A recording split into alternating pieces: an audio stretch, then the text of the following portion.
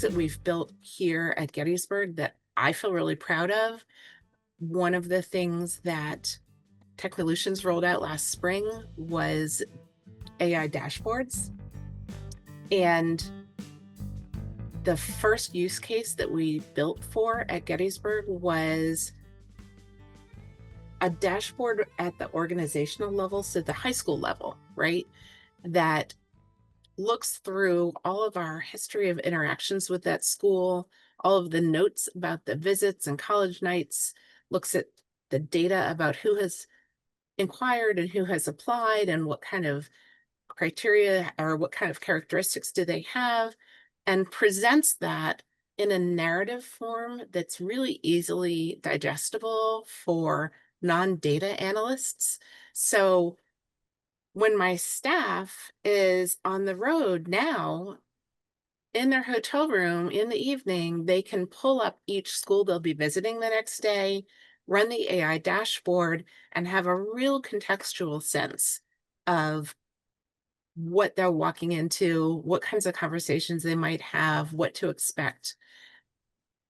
That system is pulling all this data from all these disparate sources, but it's serving up for them in a way that, they're not reading a multi-line, multi-column report and trying to figure out like what one little number is the thing that makes a difference. It's natural language, and it's saying, here's the kind of interactions that we've had. And so they really like that sense of being informed. And to be honest, it's kind of funny because I feel like we've come full circle in some ways. I might have mentioned that I've done this work for a long, long time, way before any kind of AI, way before CRMs. And once upon a time, when we would go out to do high school visits, we would take manila folders with us. And you'd get out of the visit and you'd sit in the parking lot and you'd write a couple notes about how the visit went that year. But then the next year, you had all of that history really at your fingertips. And so I feel like in some ways I've come full circle to build that again. Um, Another example is that I think if you look at your pool at any one moment, there are students who are very, very likely to enroll at your institution if you don't do anything really egregious to mess it up. That group is probably a little smaller every year, but there is that population. And then there's a group of people that, they're just never coming. They were very casual inquirers. They're, for whatever reason, you didn't have what they're looking for. But the biggest group are those kind of middle folks that maybe they're interested and maybe they're not. And it's really hard to identify on any day, like who needs to be communicated with today, who needs personal outreach today. And so I think that systems are really getting very good at being able to serve up who those contact points should be, and maybe even suggesting some contact ideas. That's exciting to me to see that those systems are really surfacing places for human connection.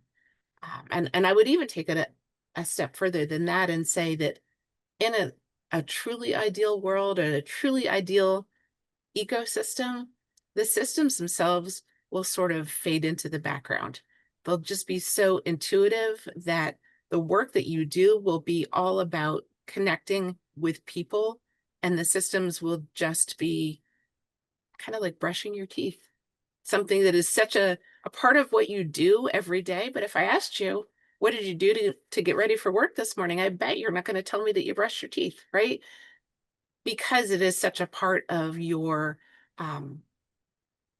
every day to day. And so that's my goal for systems, to be that transparent. I love that. I'm creating some trainings right now, and that North Star is very similar in the vein of like, there is data and there's understanding, and then creating and empowering that bridge in between the two.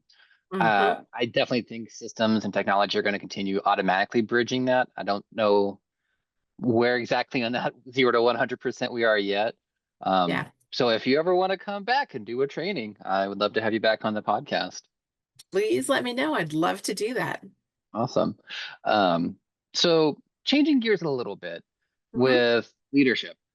You've worked in higher ed for over 35 years, uh, through a lot of changes, as you said.